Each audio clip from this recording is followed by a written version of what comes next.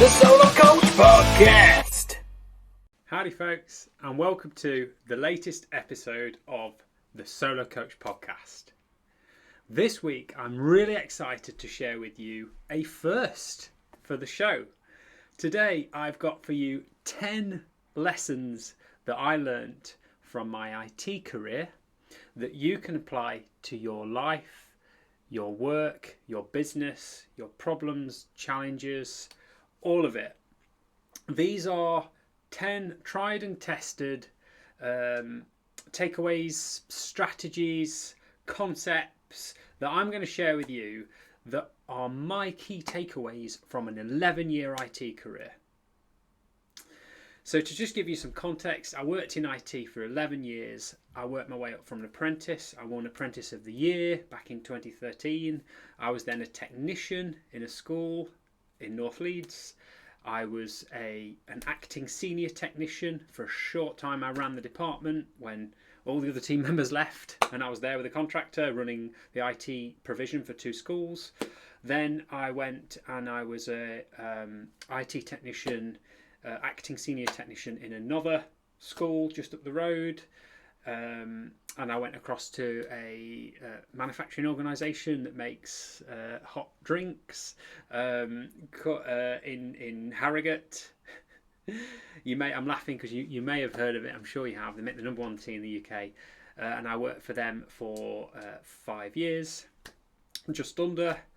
And then I went and worked for an international corporation, a big multinational manufacturing, one of the biggest organisations of its type, as an IT transition manager. You can check out my LinkedIn CV if you want the details. It's really exciting, thrilling reading. But the point is, worked in IT. I worked my way up through several roles and of different levels of seniority. I was a technical enabler. I ran IT projects. I coordinated lots of activities, troubleshooted lots of systems, bought new systems online, decommissioned old ones, upgraded, monitored, maintained IT kit, spent loads of time troubleshooting, coordinating with users, suppliers, management teams, leadership teams, and all in order to ensure that IT enabled the businesses or the schools that I worked for to be more successful and be more effective. As IT can be a real headache and a pain in the backside, and it can also be fantastic and a true enabler of progress and growth. So now I've got that out of the way, let's get going with the 10 lessons I learned from my IT career. And I just want to add, I got a heck of a lot of joy, satisfaction. I made some wonderful lifelong friendships. I grew lots of self-confidence, self-belief, and I gained so many skills and knowledge. Much of it I've forgotten now, but through the process. But the point is, I had a fantastic career, thoroughly enjoyed much of it, and I'm very proud of what I achieved, and I look back with very fond eyes, with no regrets. And I genuinely believe that it enabled me to be the person I am today and to be doing what I'm doing right here, right now, with you now. So shout out to my background and everyone I've worked with, some of who I know are avid listeners of the show. Thank you for joining us, John. But to get moving, number 1, the solution is often at a different level to the problem. So the problem might come in, it might be a technical issue that's described as deeply technical, and it's a system problem. I learned through experience to not trust that indeed is where the solution is therefore going to lie, by scratching a little deeper below the surface when a problem appears on my desk, through the phone or on the service desk or via email. However it's reported to me, I learnt from experience to not just trust that was indeed the problem and that the solution would lie at the same level as the problem. In fact, quite typically the problem might come in as a technical issue, but could often end up being a human personnel issue or a process or procedural issue. And by asking why up to 5 times, the famous 5 whys. So why is this happening? Why is that? Tell me more. Why could it be like that? When wasn't it a problem? How long's it been a problem? By asking lots of questions and delving deeper below the surface, and having the courage when someone is screaming at you because their printer isn't working or what they're trying to do isn't working, having the courage to ask and find out a little bit more information can be incredibly valuable and is really important. And don't just trust the message at face value. There's no substitute for getting your eyes on whatever system, whatever peripheral item it is that's having that problem. There's no substitute for looking at it yourself, for recreating that issue, for seeing it with your own eyes and experiencing it in order to know what's really going on. Because it could, and often was, not always, but often was, an error of the process that was being followed, as opposed to being a problem, an error within the actual system. So how does that apply to life? That's all well and good, David. That sounds really interesting in an IT sense. But often with my coaching clients, they'll come in and speak to me and say, right, I want to get started because I'm really frustrated that I'm not earning enough at work and it's doing my head in. And we will delve further into that problem, if that's like a surface level issue. And through conversation, it might quickly become clear that they actually have some frustrations at home, and they are feeling undervalued, and maybe some relationship troubles, or their health is not so good, and they believe that by earning some more money at work, getting paid a little bit more, it will fix all of those other problems, and it will elevate their self-worth, and it will change how they feel. They will feel happier, and therefore everyone around them will treat them a little bit better as well.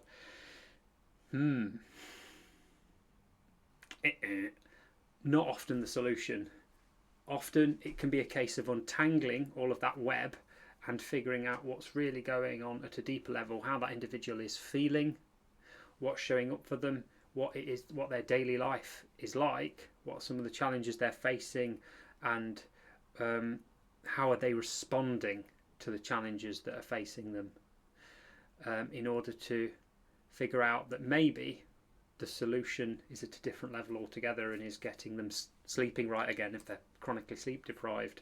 It's getting them eating properly and exercising and getting some fresh air each day, or at least 2 or 3 times a week. It's getting them in a better relationship with their friends, family, partner, that person that they're putting off having a conversation with that's doing their head in, helping and encourage them, supporting them to go and have that conversation, maybe role-playing that conversation in order for them to improve the other areas of their life. And then maybe when they're on a more even keel and that sort of mental fog has lifted, then it might turn out that there's not actually a problem with their salary at all, and how much they're earning is it's fine, it's competitive, and it's not really relevant. It just felt like it might make them feel a bit better to earn a bit more, whereas in reality they'd probably very quickly get used to that new figure, maybe spend a little more each month in order to match what they're now earning, and then a couple of weeks, couple of months later, they've forgotten that they even had the pay rise at all, because life feels the same to them and they still feel that sense, that lack of fulfillment. So the solution is often at a different level to the problem. I'd encourage you to have the courage and to be brave and have a dig a little deeper, and don't always take what you've heard and what you've seen at face value, particularly if you've seen something on social media. If it looks like going solo traveling around the world is the life and it's perfect and it's flawless, I can tell you from experience it's not. There's loads of other challenges, and when you leave what you're doing now, how you're feeling and some of your difficulties and challenges, they'll come along for the ride as well. So it can be more valuable to try and work on those at the root cause, as opposed to kind of sticking plasters on. And yes, I want to keep us moving, so I'll leave that one there. The solution is often at a different level to the problem. Number 2, on this list of 10 things I learnt from my IT career. Nothing is more permanent than a temporary solution. So this is a shout out to Ryan, my colleague, who often used to say this and was always right. Quick fixes are exactly that. Elastoplast, sticking plasters over problems are indeed that. And as my history teacher at school used to say, short-term pain, long-term gain. And the opposite of that is true as well. Short-term gain, so doing things now for an easy life today, can often lead to long-term pain. So it can be very valuable, is very valuable, to take the time to figure out the right solution, the permanent solution, and then implement it and mark it as properly fixed, properly resolved, rather than coming up with what we call a workaround in IT, which is a short-term fix as opposed to a long-term, full and complete resolution. And that process, that energy, time and effort that you've spent doing that will always pay you back in dividends, because that problem won't pop up again and come and bite you in the bum. As you fixed it, you've sorted it, you can draw a line under it, you can forget it and move on with your life. So that was number 2. Nothing's more permanent than a temporary solution. Number 3, manners matter. You've got one chance to make a first impression. If you want to impress people, you can show them your achievements and your strengths and your possessions, what you've amassed. But if you want to connect with them on a deep level, show them your weaknesses, show them some vulnerability. Showing off and throwing your weight or your authority around breeds a culture of mistrust, fear and scarcity. But genuinely caring for people and treating them as you'd like to be treated creates a culture of trust, honesty, openness and mutual respect. So manners matter. That little bit at the top of an email saying, hi, how are you? How was your day? It makes a difference to people, rather than just, David, this still isn't working. Sort it. Graham, for example. Those little things do matter, and especially for people who are working from home and are just behind a screen all day, it does make all the difference to be treated like a human. And a bugbear of mine was when people would just put things in capitals in the subject line and assume that they will therefore get a faster service. Very often, on the contrary, what actually happens is that by putting things in capitals and by demanding things of people, your request will be put to the back of the queue, and people will deliberately not carry out your request or give it a lower priority than someone else who's asking politely and asking nicely. So manners really do matter. There's a whole book on that called How to Win Friends and Influence People by Dale Carnegie. It's a classic. It's spoken about in many films. Lots of people make jokes about it, but the point in there is still entirely valid, despite the fact it was written, I think, in the 1930s. And the point is, treat people as you'd like to be treated yourself, and you will get a better service from them. You'll get better reception from them. They will treat you more nicely, and your life will be easier. People will help you because they want to, not because you force them, back them into a corner, and then they feel as though they have to. Because nobody likes to be forced. We like to do things of our own choice, for want of a better word. So, of these 10 lessons I learnt from my IT career, number 1, the solution is often at a different level to the problem. Number 2, nothing's more permanent than a temporary solution. Thank you, Ryan. Number 3, manners matter. Number 4, an organisation's greatest asset is it its money? Is it its products and its patents? Is it its reputation? No, it's its people. Companies sink or swim based on the performance of their people. The best places to work are the places that value and treat their people the best. A fantastic manager of mine once said, you should equip your people so that they can leave. your employees, your staff, equip them so that they have the skills, the knowledge and the experience, the qualifications to be able to leave and go and work somewhere else. And then you should treat them so that they want to stay, suitably rewarding them, fairness, respect, making them feel valued, cared for, appreciated, and as though they and their efforts and impacts are noticed, and as that they and their effort and their work matters. An organisation's greatest asset is its people. So if you've got a small business and you are growing it and you want to start bringing some people on board, if you think your greatest asset is your product, remember, it's your people. It's yourself as the head of your organisation, and it's also the people that you're going to have working for you in your company. Don't forget that. Don't forget to make them feel like they matter. A great saying I once heard, which really sticks with me, is that managers make you feel as though they matter. I am the manager. Here I am. Everybody look over. The manager's just walked in. Sit up straight. Leaders, true leaders, make you feel as though you matter and that you are important and that you're valued, and they help you to see and reach your potential and hold you to account and keep you honest when you are perhaps taking the mickey and taking advantage, but at the same time they do that for your benefit, to challenge you, to stretch you, and to help you and enable you to grow and become the best version of yourself. Number 5, it's really, really important, this one, to the most successful organisations and successful people live their values, as opposed to the ones that we've all seen them. You click on a company, you've not heard of them before, they have a page that says about our values, and you read their values statement, and then you go and visit them, you engage with them, perhaps as a customer, you go and visit them, or you go and work for them, and you find out that they don't live their values, and their values just sit on this web page, and the reality doesn't match the expectations. So actions speak louder than words.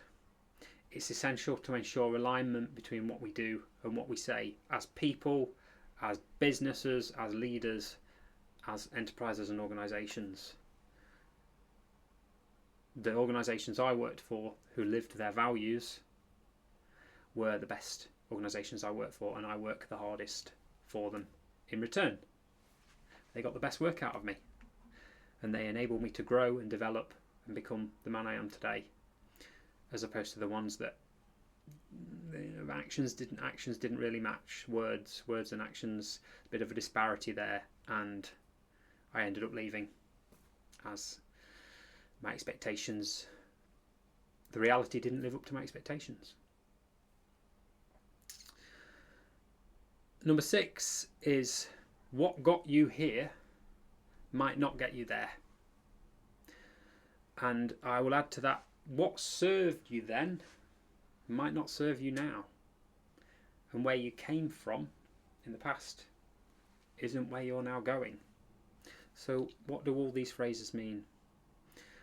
What I'm trying to say here is that we are ever changing, ever growing, and an ever evolving species of humankind. What once made us happy, what we once enjoyed, what we once found fulfilling and satisfying might not now be the case.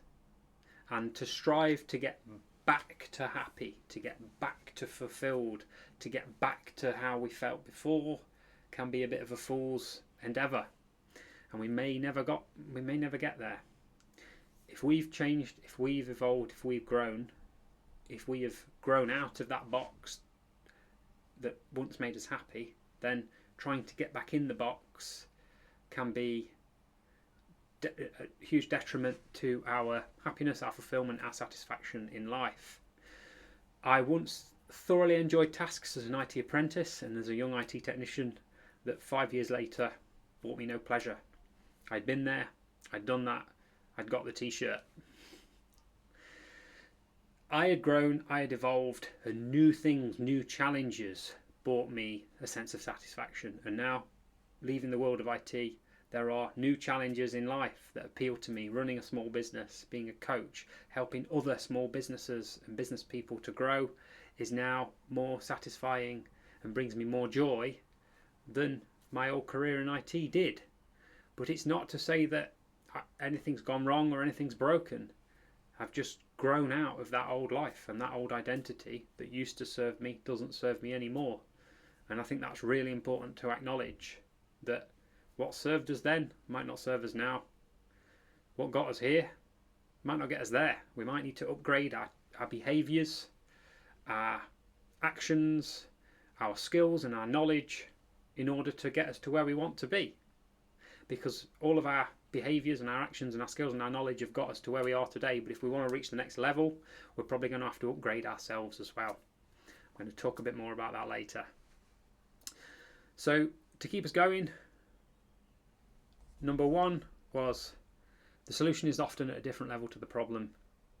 Number two was nothing's more permanent than temporary solution. Number three was manners matter. Number four, an organisation's greatest asset is its people. Number five, live your values. Number six, what got you here might not get you there. Number seven, true transformation takes time, money and effort, and lots of it. My little grandma, bless her cotton socks, used to say, if it's easy, it probably ain't worth doing. And if it was easy, everyone would do it. There's an episode of a podcast I really enjoy. It's called The Body and the Beast by Dan and Jay. I recommend looking it up if you enjoy podcasts. It's a really good listen, and it's really fun and engaging and entertaining. And one of their episodes is literally called Hard Stuff, Easy Life, Easy Stuff, Hard Life. You will succeed by doing the hard stuff repeatedly over and over again, and by not shying away from the difficult tasks, challenges, conversations, all the rest of it. Because when I saw business transformation projects take place and truly transform a business, it took longer than people expected, it cost a lot more than people expected, and it took a lot more effort and energy and more people in order to make that transformation happen and happen successfully. It wasn't ever easy, but it was worth it. And true transformation in life is just like business transformation. It requires a lot of effort, a lot of time, and often some investment as well. But that's the cost of entry to reaching a new level of success and achieving our mission, vision and goals, and becoming the person who we have the potential to become and have always wanted to be. The cost of becoming truly in alignment with our true selves, where our head, our heart and our gut are fully aligned. Keeping us moving, number 8. Leaving a job, a place or a relationship that is no longer serving you is not throwing it all away. On the contrary, the breaking of you could well be the making of you. Staying somewhere that no longer serves you for too long can inflict dangerous, sometimes long-term or potentially irreversible damage. We all know those people who've stayed in a job so long and done it for so long they've become sceptical and critical, and they've accepted and embraced the concept of unhappiness, and they see no other life other than one of unhappiness, unfulfillment, frustration, difficulties, challenges, upset, and they're always looking for the next reason that reinforces their worldview of negativity. That's a really dangerous place to be. That's not a house I'd want to live in, and I don't believe you should have to live in that house either. So no one will break that cycle of suffering for you. If you find yourself in what feels like a cycle of suffering, it is down to you to change that. But I've got some great news for you. when you do decide to make a change, when you do decide to take a different path and to change up your life, to upgrade, level up your life, to pivot and go in a different direction instead, there are lots and lots and lots of support and inspiration available to you. Coaching is one of those sources of inspiration, but podcasts, books, YouTube videos, if you look hard enough on social media, you will find stories, you will find examples, and you will find groups of people similar to yourself who have done the thing or are in the process of doing the thing that you want to do, and you'll realise that you're not so alone in how you're feeling, and you're not the only one.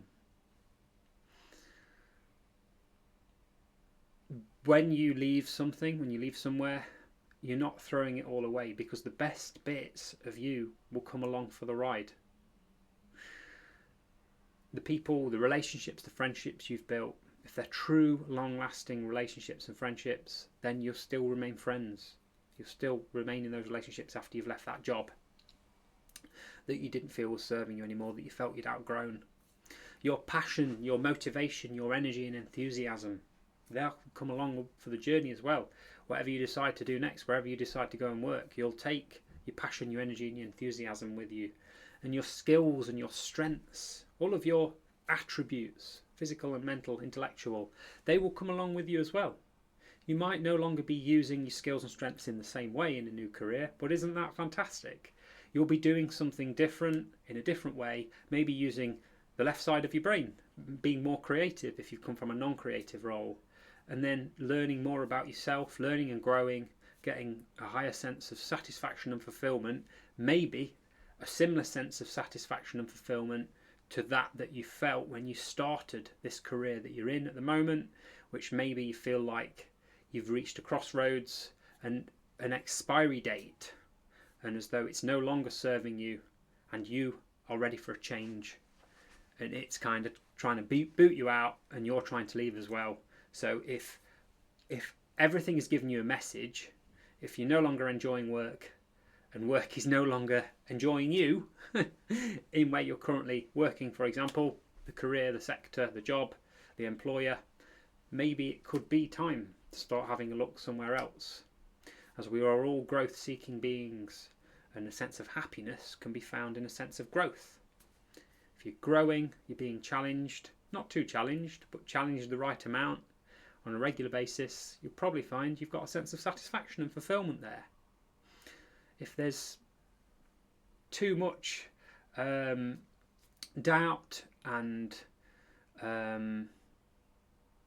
if everything is, what's the word? Predictable, that's the word. If there's too much unpredictability, then that can be really stressful and unpleasant. But if there's no unpredictability and it's every day is the same or completely predictable, you know how it's going to play out, feels like Groundhog Day, then that can be a source of dissatisfaction and sadness and frustration as well. So some unpredictability, some challenge, some growth and excitement and an element of the unknown, all of those ingredients can create a dish that is fulfilling and enjoyable and satisfying. So number 8 was leaving a job, place or relationship that's no longer serving you is not throwing it all away. Keeping us moving, number 9. You are not your job, career, salary or possessions or status. You are none of those things. You are the things that people love you for. It's not your stuff. It's not your money, your job, your title, your status. It's your character, your values, your relationships and your beliefs, your kindness, your heart and your soul, your mind, your intelligence, your ideas, your knowledge, your inspiration, your passion, your creativity, your love, your energy and your joy. It's all the soft squidgy bits that people love you for. That is who you are, and you are not defined by being David the accountant or Alan the mortgage advisor, Phil, the window cleaner. Someone who's got 50k in the bank, or 5k in the bank, or £5 in the bank. Someone who's got an MX-5, Mazda MX-5, a Lamborghini, a Ferrari, or a Nissan Micra. Someone who lives in an apartment, someone who lives in a 5-bed detached mansion, etc., etc. Because you don't take those things with you, and people don't remember you for those things. People remember you for your kindness, for your heart, for who you really were as a person. Remember that. And number 10, last but not least, bringing us right back to that IT theme again, as these are the 10 lessons I learned from my IT career. Turning it off and on again, in the IT sense, can work for us too. Taking some time out mentally and physically reset can be extremely valuable and could lead you to the right solution that you've been searching for all this time. But when you're right in the thick of it, when you're busy, when you're working super hard, it can be impossible to think and see things from a different perspective, because you're right in the eye of a shitstorm sometimes. And taking some time out, whether it's with a coach, with a friend, with a family member, or just you alone, for some you time, solitary time, can be incredibly valuable and can bring you the answer that you've been looking for. Trying too hard to force it, to force an outcome, to force a solution, to force yourself to feel happier, to force yourself to fit in, can and did lead to burnout for me several times. Lots of frustration, sadness, bitterness, regret, lots of really difficult feelings and emotions and thoughts. And I learned the hard way that sometimes it's better to let it sit for a while and to take a break, take a rest, and get your head out of the game in order to then get your head back into the game, or indeed get your head into a new game. And finally, on an IT theme, staying on the theme of turning it off and on again can work for us too. Sometimes we need an upgrade, not necessarily a factory reset, but sometimes we need an upgrade. And coaching for me is one really powerful way of facilitating and enabling that upgrade to happen. Because on our current level, at our current firmware level, software level, we might have lots of hidden stories and beliefs that may be true or untrue.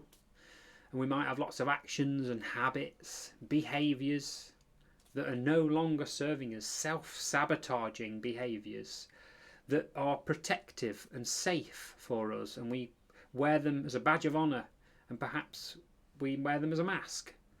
But in reality, they might not be serving us anymore. They might be holding us back. They might be keeping us at the level we're at, which is becoming frustrating, unfulfilling, and undesirable in every sense. By speaking to a coach, by speaking to someone who will listen and doesn't have a connection to you, your systems, your life, your relationships, who isn't invested in the how you do things and in the what you do, their only investment is in that you feel happier and more fulfilled, that you wake up in the morning with a sense of joy rather than a sense of dread, that you go to bed on a Sunday evening and you genuinely look forward to Monday morning and you don't dread it and fear it and say, oh hell, the weekend's over again too quickly, another week of that awful job that I'm sick of, another week of spending time with those people that I'm fed up with, another week of just trying to get through, just trying to survive another week. Coaching for me enabled me to feel happier and more fulfilled, and I want you to feel happier and more fulfilled too. So I would invite you to reach out. Let us know in the comments what you think to this episode. Most importantly, reach out to me and let's have a conversation. Let's have a coffee. Let's have a tea, let's have a Coke, Diet Coke, whatever you fancy, or a water. We can meet in the park, we can meet at a coffee shop, we can meet at one of our respective houses, we can meet through Zoom. It doesn't matter. Most importantly, we'll have a conversation, we'll figure out where you are now, what you're struggling with, what you're finding difficult, what you're enjoying, what you're finding rewarding, and how you'd rather feel instead, where you want to be, what that big vision, mission and dream is for you, for your life. As I want you to get there, and I believe that there's a reason you have that mission, that vision and that dream, and you are not meant to just exist and just grind through the grind as like a rat in the rat race, and to just feel dissatisfied and unfulfilled day after day, week after week, month after month, year after year. It doesn't have to be like that. I am the living, breathing evidence that you can do things a different way, and I know countless other examples of people who are incredibly successful, happy and fulfilled in all areas of their life, and I can put you in touch with any number of them. But it all starts with a conversation. Reach out, I'd love to hear from you. Thank you very much for listening. I'll see you again in the coming days. Bye for now.